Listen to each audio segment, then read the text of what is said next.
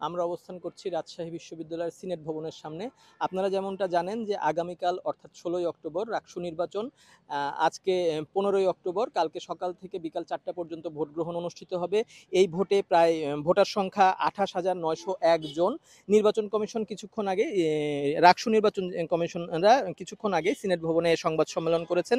সেই সংবাদ সম্মেলনে জানিয়েছেন যে এই নির্বাচন ঘিরে ৮৬০ জন প্রার্থী রয়েছেন এবং ১৭টি কেন্দ্রে এই ভোট গ্রহণ অনুষ্ঠিত হবে আগামীকাল বিকাল ৪টা পর্যন্ত।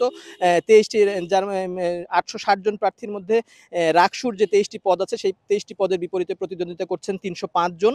তারপরে সিনেটের যে ৫টি পদ আছে সেই ৫টি পদের বিপরীতে প্রতিদ্বন্দ্বিতা করছেন ৫৮ জন, এবং রাজশাহী বিশ্ববিদ্যালয়ের যে ১৭টি হল আছে সেই ১৭টি হলের যে পদগুলো আছে, ১৭টি হলে প্রত্যেকটাতে ১৫টি করে পদ আছে। সেই ১৫টি পদের বিপরীতে ১৭টা হলে ২৫৫টি মোট প্রার্থী পদ আছে, সেই পদে ৫৫৫ জন প্রতিদ্বন্দ্বিতা করবেন। রাজশাহী বিশ্ববিদ্যালয়ে যে এবার রেগুলার শিক্ষার্থী ২৮,৯০১ জন, তাদের ভিতরে ৩৯.১% নারী ভোটার এবং ৬০.৯% পুরুষ ভোটার।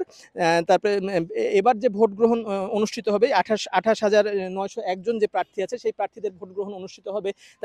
নির্বাচন কমিশন যেটা মনে করছে যে প্রত্যেকটা প্রার্থীকে যদি আমরা ১০ মিনিট করে সময় দেওয়া হয় তাহলে পরে ঠিক বিকাল ৪টার ভিতরে ভোট গ্রহণ সমাপ্ত করা সম্ভব হবে। এই বিপুল সংখ্যক যে ভোটার আছে তাদের ভোট গ্রহণটা সুষ্ঠুভাবে নেওয়া সম্ভব হয় যদি ১০ মিনিট করে, এবং যতগুলো কেন্দ্র আছে প্রায় ৯ শতাধিক কেন্দ্র আছে, সেই কেন্দ্রগুলো ভোট কক্ষ আছে, সেই ভোট কক্ষগুলো নির্বাচন সম্ভব হবে যদি ১০ মিনিট করে ভোট দেয়। আর এই ভোট গণনার ক্ষেত্রে একটা বড় চ্যালেঞ্জ এখানে চ্যালেঞ্জের বিষয় আছে, সেটা হলো নির্ধারিত সময়ের ভিতরে বা যত দ্রুত সম্ভব ফল প্রকাশটা গুরুত্ব দেওয়া হচ্ছে।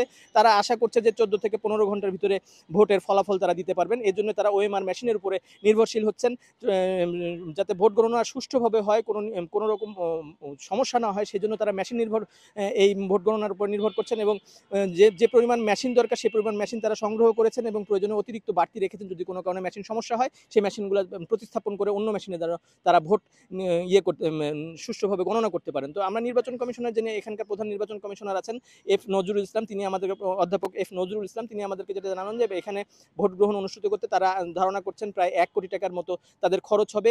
আগামীকালকের ভোটটা সুষ্ঠুভাবে সুশৃঙ্খলভাবে তারা সম্পন্ন করতে যান। এখানে শিক্ষার্থী এবং প্রার্থী যারা আছেন এবং যারা শিক্ষক কর্মকর্তা কর্মচারী আছে তাদের ভিতরে চরম একটা উৎসবের আমেজ বিরাজ করছে যে আগামীকালকের ভোটটা তারা সম্পন্ন করতে পারবেন। কেননা এ পর্যন্ত প্রায় ৩ দফা নির্বাচন কমিশন ভোটটা পেছাতে বাধ্য হয়েছে বিভিন্ন প্রতিবন্ধকতার কারণে। অবশেষে আগামী ১৬ই অক্টোবর যদি সমস্ত কিছু ঠিক থাকে, অর্থাৎ আগামীকালকে ১৬ই অক্টোবর ভোট গ্রহণ অনুষ্ঠিত হবে, এবং এর মধ্য দিয়ে ছাত্ররা রাজশাহী বিশ্ববিদ্যালয়ের যে সব মিলিয়ে রেগুলার এবং ইরেগুলার এবং বিভিন্ন ক্যাটাগরির যে শিক্ষার্থী আছে সেখানে প্রায় ৪০,০০০-এর মতো শিক্ষার্থী আছে, তারা তাদের নেতৃত্ব বা প্রতিনিধি বেছে নিতে পারবেন। তো রাজশাহী বিশ্ববিদ্যালয় থেকে রাকসু নির্বাচন নিয়ে এই ছিল আমার কাছে সর্বশেষ তথ্য।